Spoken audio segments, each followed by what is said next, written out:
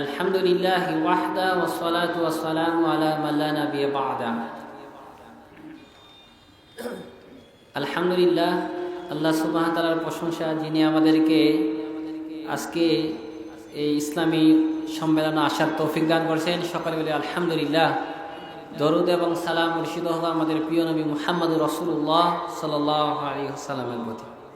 সম্মানিত উপস্থিতি, আজকে আমি আলোচনা করব ইমানি মৃত্যুর লক্ষণ সম্পর্কে। এই সম্পর্কে কয়েকটা পয়েন্ট বলেই আমি ইনশাআল্লাহ আমার আলোচনা শেষ করে দেবো। আমা তৌফিক ইল্লা বিল্লাহ, আলাইহি তাওয়াক্কালতু ওয়া ইলাইহি উনীব।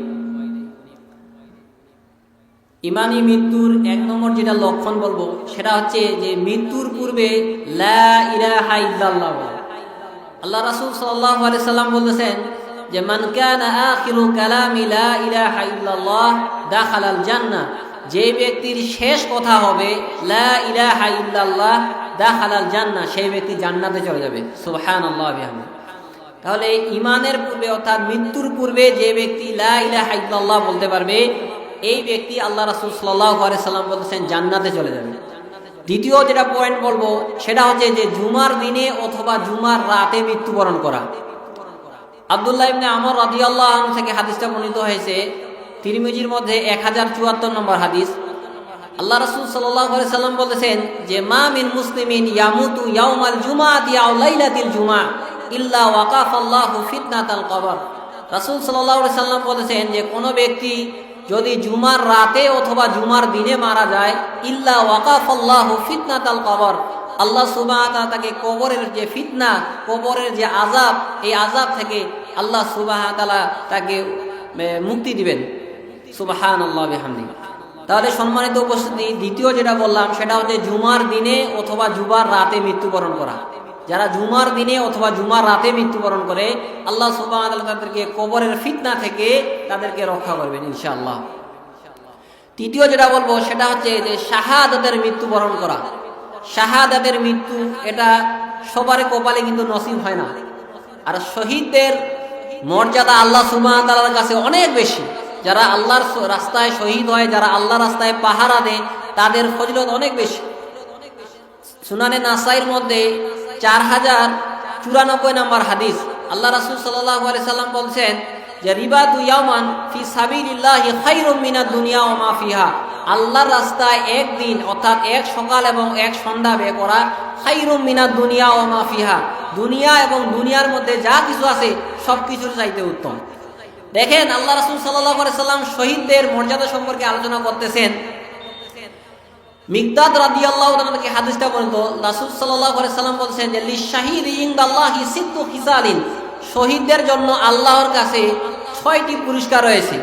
এক নম্বর হচ্ছে আল্লাহ রাসূল বলেন যে ইউগফার লাহু ফি আউয়ালি দাফাদিন ওয়া ইউরা মাকাদাহু মিনাল জান্নাহ, তার রক্তের ফোঁটা পড়ার সঙ্গে সঙ্গে আল্লাহ সুবহানাহু ওয়া তাআলা তাকে ক্ষমা করে দেন এবং জান্নাতে যে থাকার জায়গা, এই জায়গাটা আল্লাহ সুবহানাহু ওয়া তাআলা তাকে দেখিয়ে দেন। সুবহানাল্লাহ। এরপরে আল্লাহ রাসূল সাল্লাল্লাহু আলাইহি সাল্লাম বলেছেন যে ইউজারু মিন আযাবিল কবর, তার কবরের যে আযাব, এই কবরের আযাব আল্লাহ তাকে মাফ করে দেন। ওয়া ইউমানু মিন ফাযাইল আকবার, এবং কিয়ামতের যে বিভীষিকাময় দিন, এই দিন থেকে আল্লাহ সুবহানাহু ওয়া তাআলা তাকে রক্ষা করবেন।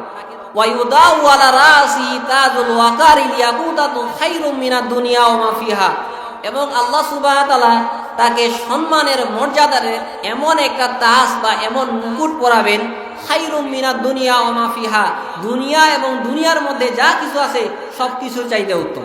সুবহানাল্লাহ বিহামদিহি। এরপরে আল্লাহ রাসূল সাল্লাল্লাহু আলাইহি সাল্লাম বলেন ওয়া ইউজাওয়াজু 70 যাওজাতান মিনাল হুরিন, এবং আল্লাহ সুবহানাহু ওয়া তাআলা তাকে হুরদের মধ্যে থেকে 72 জন হুরের সঙ্গে আল্লাহ তাকে বিবাহ দিবেন। ওয়া ইউশাফাউ ফি 70 মিন আকারিব, এবং আল্লাহ সুবহানাহু ওয়া তাআলা তার নিকট আত্মীয়দের মধ্যে থেকে 70 জনের সুপারিশ কবুল করবেন। হয়তো এমন হতে পারে যে কাবিরা গুনার কারণে তারা জাহান্নামে চলে গেছে, ওই শহীদ ব্যক্তি তাদের সুপারিশ করার কারণে আল্লাহ সুবহানাহু ওয়া তাআলা তাদেরকে জান্নাতে দিয়ে দেবেন। সুবহানাল্লাহ বিহামদিহি। তো এরপরে যেটা বলবো সেটা হচ্ছে যে রাসূল সাল্লাল্লাহু আলাইহি সাল্লাম তার সাহাবীদেরকে বলেছিলেন যে সাহাবারা, তোমরা শহীদ কাদেরকে মনে করো? তো রাসূল সাল্লাল্লাহু আলাইহি সাল্লাম বললেন যে যারা আল্লাহর রাস্তায় শাহাদাত বরণ করে, আল্লাহর রাস্তায় যুদ্ধ করতে গিয়ে যারা মারা যায় তারাই শহীদ। তো রাসূল সাল্লাল্লাহু আলাইহি সাল্লাম বলেছেন যে না, যারা আল্লাহর রাস্তায় শাহাদাত বরণ করে শুধু তারাও শহীদ নয়, আরো অনেক শহীদ রয়েছে। রাসূল সাল্লাল্লাহু আলাইহি সাল্লাম বলেছেন যে আশ-শাহাদাতু সাবউন সিয়াউল কাতিলি ফি সাবিলিল্লাহ, আল্লাহর রাস্তায় শহীদ হওয়া ব্যতীত আরো 7 শ্রেণীর লোক রয়েছে যারা শহীদ। যারা কি শহীদ? এক নম্বর, আল্লাহ রাসূল সাল্লাল্লাহু আলাইহি সাল্লাম বলেছেন আল মাতুউনু শাহীদ, যারা মহামারীতে মারা যায় তারা হচ্ছেন শহীদ। অনেকে হচ্ছে করোনা ভাইরাসে যারা ইমানদার ব্যক্তি, যারা এই সব মহামারীতে মারা যায়, রাসূল সাল্লাল্লাহু আলাইহি সাল্লাম বলেছেন তারা শহীদ। তাহলে আল্লাহ সাল্লাম এক নম্বর বলেন আল মাতুউনু শাহীদ। দ্বিতীয় আল্লাহ সাল্লাম বলেন ওয়াল গারিকু শাহীদুন, যারা ডুবে মারা যায়, পানিতে ডুবে যারা মারা যায় তারাও শহীদ। অনেকে হয়তো পানিতে ডুবে হয়তো পুকুরে গোসল করতে গিয়েছে, ওইখানে হয়তো ডুবে মারা গেছে, আল্লাহ সাল্লাম বলেন এরাও শহীদের মর্যাদা গ্রহণ করতে পারবে।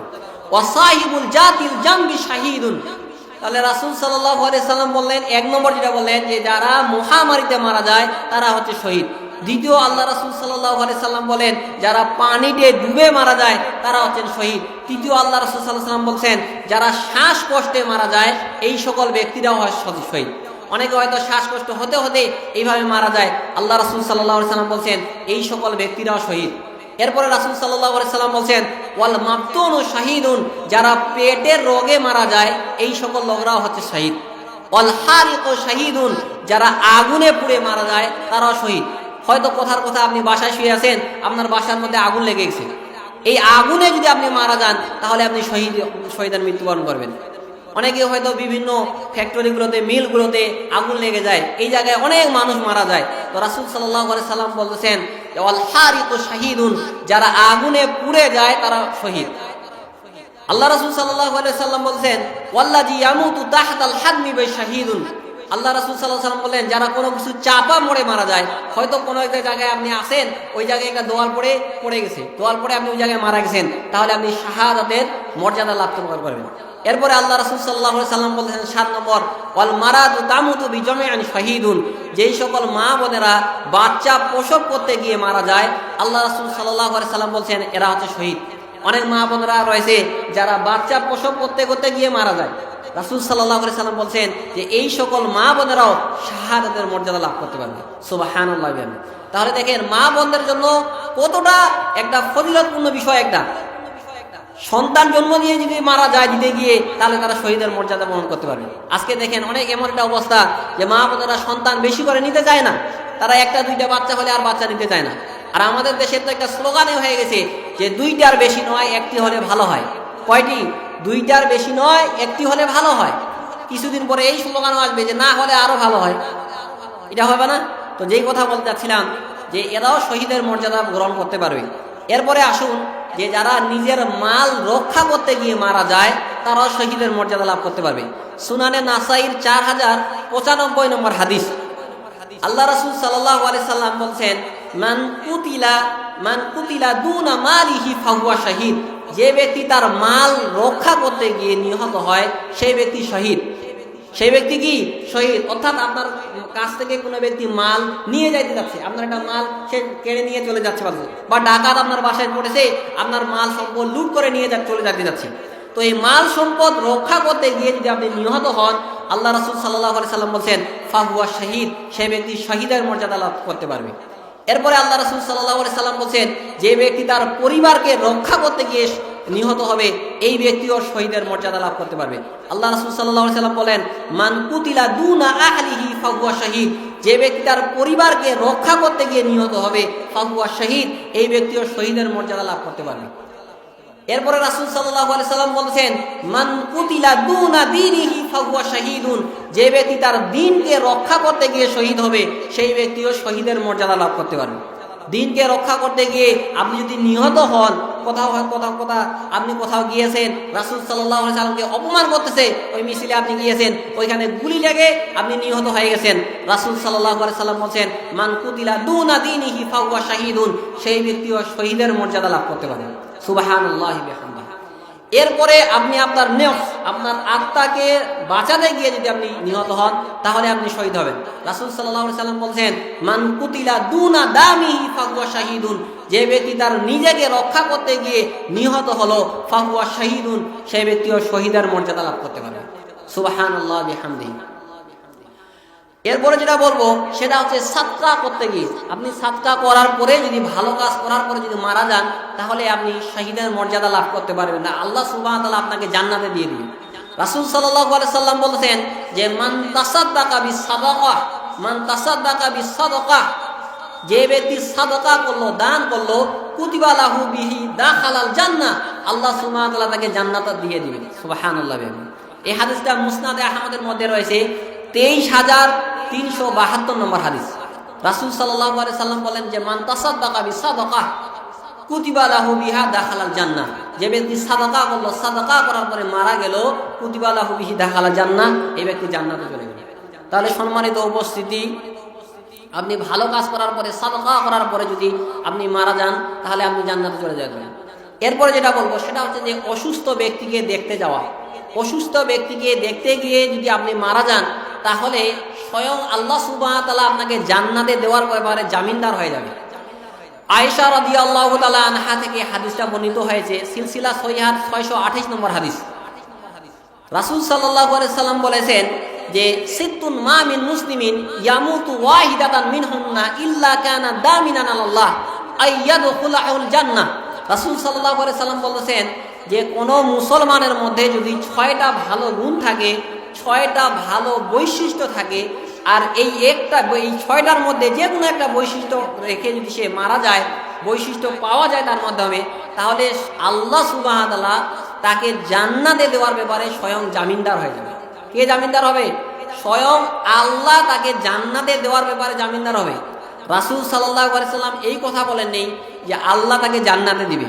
রাসূল সাল্লাল্লাহু আলাইহি সাল্লাম বলতেছেন যে এই যে 6টা বৈশিষ্ট্য যদি কোনো মুসলমানের মধ্যে থাকে, যে কোনো একটা বৈশিষ্ট্যের উপরে যদি আপনি মারা যান, তাহলে রাসূল সাল্লাল্লাহু আলাইহি সাল্লাম বলছেন যে আল্লাহ স্বয়ং ওই ব্যক্তিকে জান্নাতে দেওয়ার ব্যাপারে জামিনদার হবে। রাসূল সাল্লাল্লাহু আলাইহি সাল্লাম বলছেন ওয়া রাজুলুন আ'আদা মারিদান ফা ইন মাতা ফি ওয়াজহিহি কানা দামিনান আলাল্লাহ, ওই ব্যক্তি, যে ব্যক্তি কোনো অসুস্থ ব্যক্তিকে দেখতে গিয়ে মারা গেল, একটা অসুস্থ ব্যক্তি, ফাহুয়া দামিনুন আলাল্লাহ, তাকে জান্নাতে দেওয়ার ব্যাপারে স্বয়ং আল্লাহ সুবহানাহু ওয়া তাআলা জামিনদার। সুবহানাল্লাহ বিহামদিহি।